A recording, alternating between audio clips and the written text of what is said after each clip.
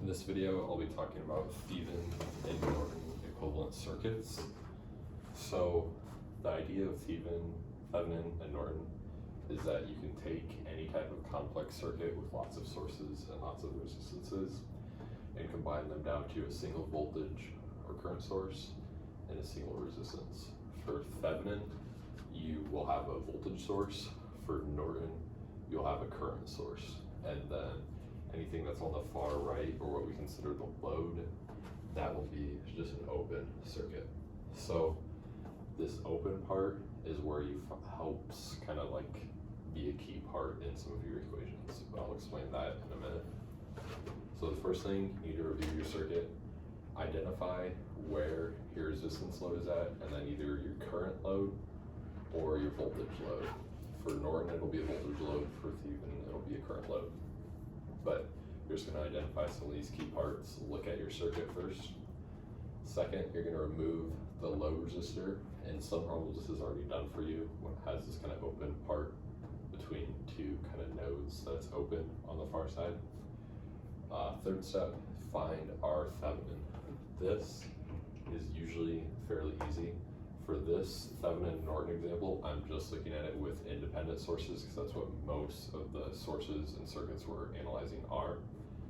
So to find our Thevenin, you're going to disable all the sources, then combine the resistors to find a single R.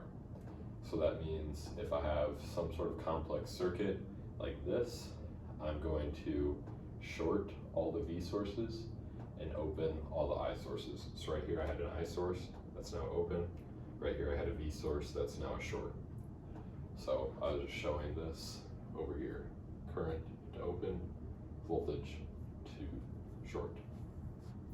Next, you're going to find the V Thevenin or the I Thevenin. So you determine these using the necessary tools. We go back to our tool bucket list that we've used before. KCL or KVL with voltage or current division, measure nodal, and V equals IR. It's just the basic equation. So when you have a circuit, it's not always straightforward, but you're just going to see what can you analyze when you see a complex circuit like this. Can you start doing voltage? Can you start doing circuit or current?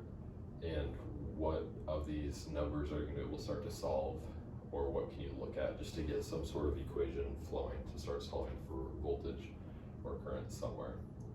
This part is probably the hardest part to be able to find your V Thevenin or I Thevenin.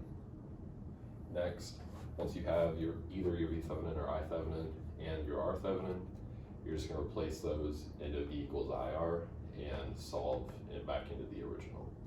So for this example, once I had R Thevenin and V Thevenin, all you're going to do is plug that into V equals IR, solve down, and then those are your I Thevenin and R Thevenin answers that we talked about up here. So this was just a quick example going through the steps. The first example, or the first two steps, I made the load resistor and identified my ground. Second step, I found the resistance using a short and open circuit. Then I did two nodal analyses for D and B to compare the voltages at those two sources.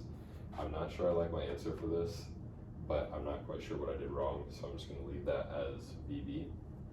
And then you plug your V Thevenin, since this is kind of idea too, that I'll explain in a minute.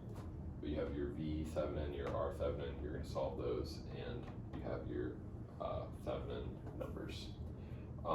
The key thing I kind of want to explain really quick too is if you have kind of whatever your open end on your circuit is to the far right, whatever that gap is in the middle, that's kind of what you're looking to solve. This is either an I Thevenin or a V Thevenin. That open gap is like considered a black box maybe, where you have something like this and you just don't know what it is inside of here. That's all you're representing with that as a V or an I.